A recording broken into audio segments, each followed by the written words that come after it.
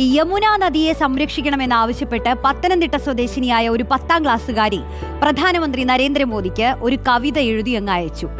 ജലാശയ സംരക്ഷണത്തിന്റെ പ്രാധാന്യമായിരുന്നു കവിതയുടെ ഇതിവൃത്തം.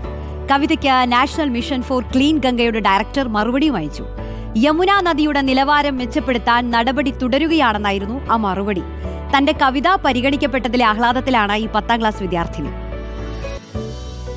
ധന്യമാമൊരു മൗന തപസ്സിന്റെ പുണ്യമായുർവിയിൽ വന്ന വാഹിനി, സൂര്യപുത്രി കലിന്ദ ശൈലത്തിന്റെ ഹൃദിയിൽ വാത്സല്യ തീർത്ഥം നിറച്ചു നീ.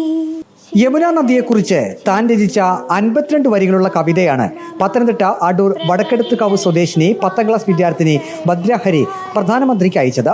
യമുന നദിയെ സംരക്ഷിക്കണമെന്നാവശ്യപ്പെട്ട് എന്തുകൊണ്ട് പ്രധാനമന്ത്രിക്ക് കവിത എഴുതി അയച്ചു എന്ന ചോദ്യത്തിന് ഭദ്രഹരിയുടെ മറുപടി ഇങ്ങനെ: താജ്മഹലിന്റെ ഭംഗി അതിന്റെ മുമ്പിൽ നിന്ന് കാണാറുണ്ട്, പക്ഷെ അതിന്റെ പുറകിൽ നിന്നൊരു ചിത്രം കണ്ടപ്പോൾ കാണാനേ ഇല്ല, നദി കാണാനേ ഇല്ല, മുഴുവനും മാലിന്യമാണ്.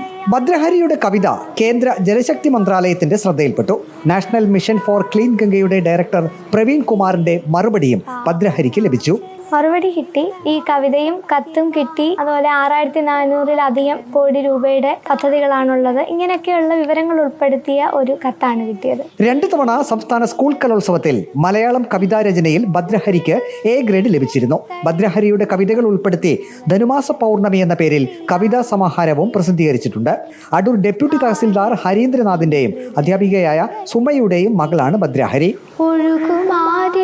ദർശനം നേടുവാൻ, ആ പുനർജന്മഗീതം രചിക്കുവാൻ. വീഡിയോ ജേർണലിസ്റ്റ് അജി കൊടുമണ്ണൊപ്പം reporter Praveen Purushothaman. In reporter, Pathanamthitta.